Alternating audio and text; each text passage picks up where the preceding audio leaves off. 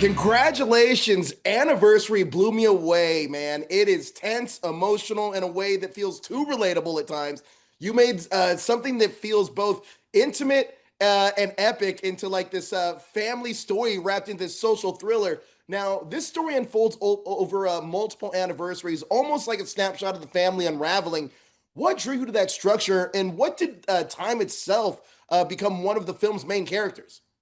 Yeah, well, thank you, by the way. It's that was my idea from the day one. I always wanted to make a film about a certain group of people and observe them over the years. I loved how, Richard Linklater did, Boyhood, obviously, and that was I wanted to, it all stems from my theater experience with my dad. My dad is a theater actor, and in theater, you're in theater, you kind of like you watch a play unfold, and you have three parts, right? Three acts or whatever. You go for a break and you come back, and then there's the same setting, but a year later. And there's no context, and somebody like the actor and an actress enters in the second set or the third, the second act and the third act, and they say something like, oh my goodness, it's been 3 months since mom is gone or whatever, and you're okay with it, as an your brain does the math, and you kind of. So I always wanted to try this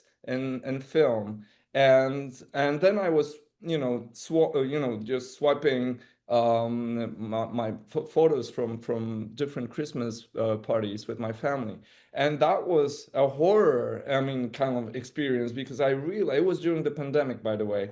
So I saw that my family, like from one photo to another, everything changed. And there's some, you don't feel those changes when you're with everybody, but with the perspective of 1 year, you suddenly see somebody's eyes getting sadder, or someone is with a new partner on, or the next year the partner is gone. And it kind of freaked me out. Like the time is just slipping away. You can't do anything about it. It's obvious, but then, making a movie about it, and like treating time as a horror machine, like a nightmarish machine that you can't stop, was always my goal. So that's why Anniversary, kind of the structure for Anniversary, started with this thought.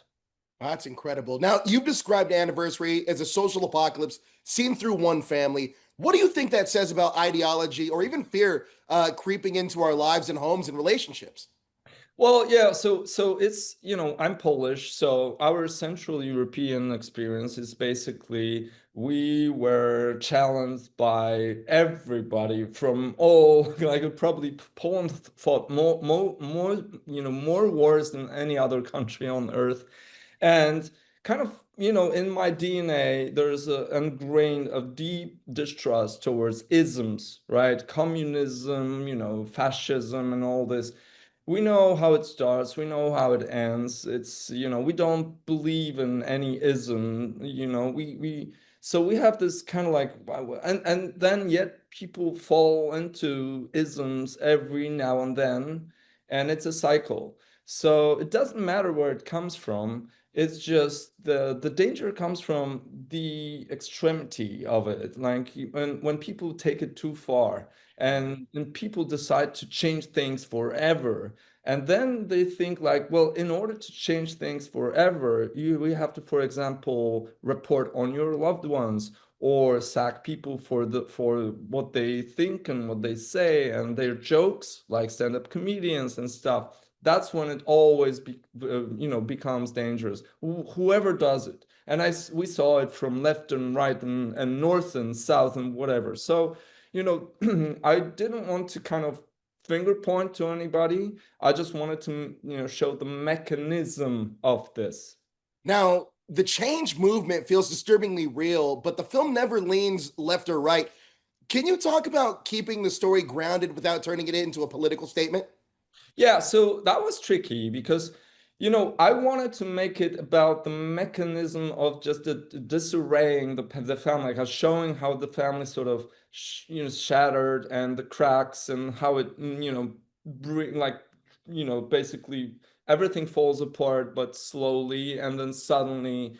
And so, in order to capture this, I couldn't be very vague about what's going on outside. I had to come up with something. So, we were designing it with Lynn Baverick, the professor at UCLA. And Lynn helped us to kind of, give basis to this new movement that could be not left or right, but new. So we mixed, and it was a super creative and very exciting process of coming up with the mechanics of the outer, world. And we came up with this old argument against democracy, which is a Socrates argument. And he said, and many people, by the way, repeat it till this day, that democracy is flawed and it's basically unjust because it gives you someone who graduated, from grade school and they're working their ass off just to make, they're very diligent, and it gives you the same amount of rights at the ballot box Sure. as a person who doesn't care about anything.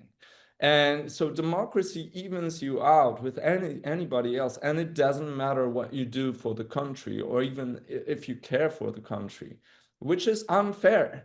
Yeah. And so we brought this argument from like, hundreds or even more than 1,000 years, 2,000 years ago, and we took it, and and we created a new thing out of it, which we called the change. Sure. And the main character, the mother of the family, played by Diane Lane, is challenged with her her former student who wrote the book about this particular movement and everything that stems from it.